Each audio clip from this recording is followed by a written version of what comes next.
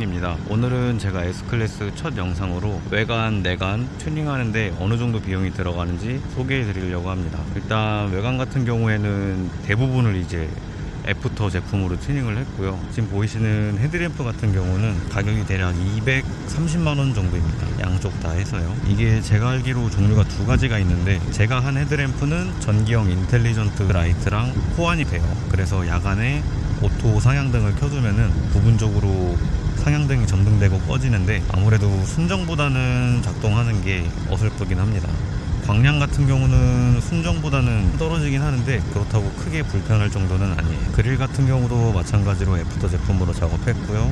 가격은 50만원입니다. 앞에 범퍼 마이바흐 스타일로 된 제품인데 이것도 애프터로 작업했어요. 이 앞범퍼 같은 경우에는 대략 100만원 전후로 알고 있습니다. 확실히 W222 기본이 되는 세단 모델 바디킷은 심심한 감이 있는데, 이 마이바흐 바디킷은 하단부에 이렇게 크롬이 두껍게 있어가지고 되게 존재감도 있고 고급스럽고 예쁜 편입니다. 얼핏 보면 전세대 G80 그 세단 범퍼 크롬이랑도 조금 닮아 있는 것 같아요. 그리고 그 전조등 종류가 제가 알기로 두 가지가 있다고 했는데, 제가 한 거는 보시면은 가운데 쪽에 제일 큰 LED 있잖아요. 저쪽을 감싸주는데 지금 특별한 색깔이 없는데 이게 파란색으로 빛나는 버전이 있어요. 그 헤드램프 같은 경우에는 인텔리전트 라이트는 작동이 안 되는데 대신에 광량이 제가 작업한 것보다 30% 정도 더 밝다고 합니다. 전면부는 헤드램프, 그릴, 범퍼 이렇게 세 가지를 했고요. 측면부는 사실 건드릴 게 별로 없어요. 휠이랑 마이바흐 정품 B필러 두 가지를 했습니다. 마이바흐 정품 B필러 같은 경우에는 처음에는 부착형으로 했었어요. 부착형은 가격이 저렴한데 7만원이고, 아무래도 부착되다 보니까는 그 윈도우 몰딩이랑 핏도 안 맞고 그 크롬 색깔도 좀 안 맞고 해가지고 나중에 정품으로 주문해가지고 교환을 했습니다. 정품 같은 경우에는 가격 105만원인데 보시면은 단차도 없이 딱 맞아 떨어지고요. 이게 부착형 크롬은 반사가 엄청 번쩍번쩍하게 돼가지고 여기 출구라는 글씨도 읽을 수 있을 정도인데, 이게 정품 같은 경우에는 약간 흐릿하게 표현이 돼가지고 좀 더 고급스러운 느낌이 있습니다. 휠 같은 경우에는 처음에는 전기형 디젤에 들어가는 18인치 휠이 꼽혀 있었는데 디자인이 너무 안 이뻐가지고 19인치로 인치업을 한번 했었다가 마이바흐 바디킷을 하면서 차체 디자인이랑 안 어울려가지고 유니크한 걸 하고 싶어서 찾다 보니까 너무 이뻐가지고 이걸로 하게 됐습니다. 처음에 사왔을 때는 S350 뒤에 D가 안 붙어 있었고 그냥 350만 붙어 있었고, 우측에는 블루텍이라고 붙어 있었는데 블루텍은 떼어내고 포매텍을 부착하고 그 다음에 디젤의 D를 나타내는 S350D를 붙였습니다.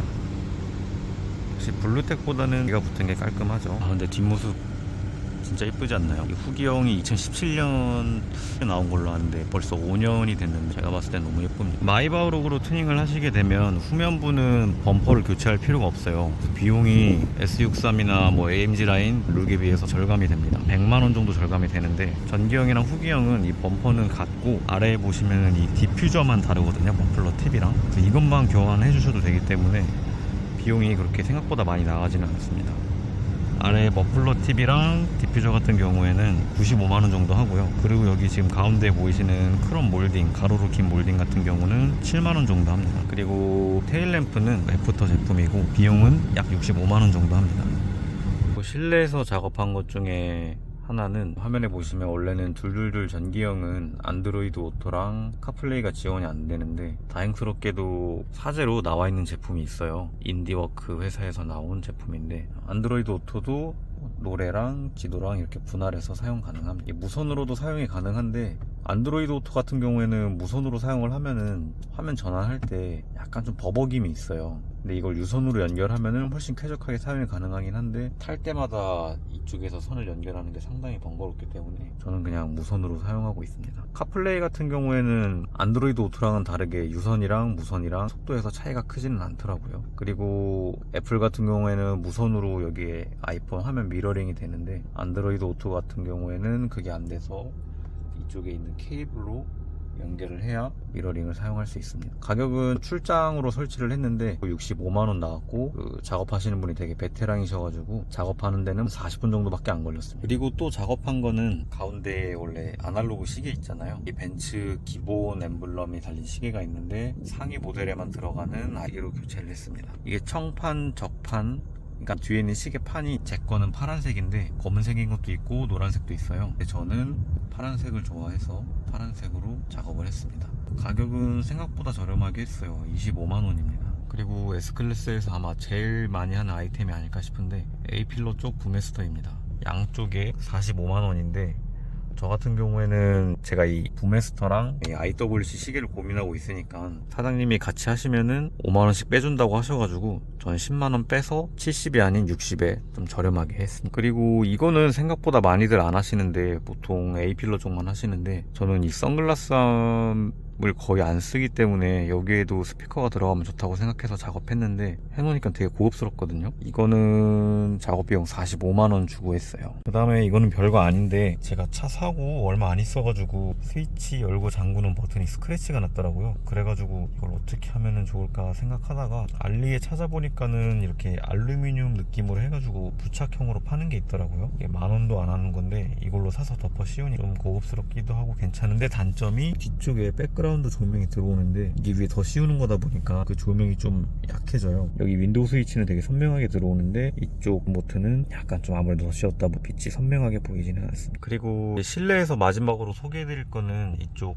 천장 선루프를 가로지르는 바에 있는 스피커 3개인데 이거 같은 경우에도 가격이 비싸서 처음에는 망설였는데 저기 앞에 선글라스 저 부메스터를 하고 나니까는 이것도 너무 끌리더라고요.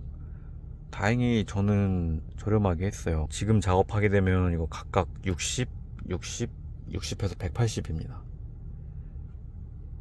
저 같은 경우에는 저렴하게 해서 괜찮은데 지금 하기에는 가성비가 좀 떨어질 것 같아요. 보시면은 앰비언트도 이렇게 정상 작동하고 그리고 이게 트위터가 들어가는데 가운데에는 2개가 들어가고 좌우에는 각각 하나씩 들어가거든요. 이거 하고 나니까 확실히 사운드도 좀 나아지더라고요. 비용은 좀 나갔지만 만족하는 아이템 중 하나입니다.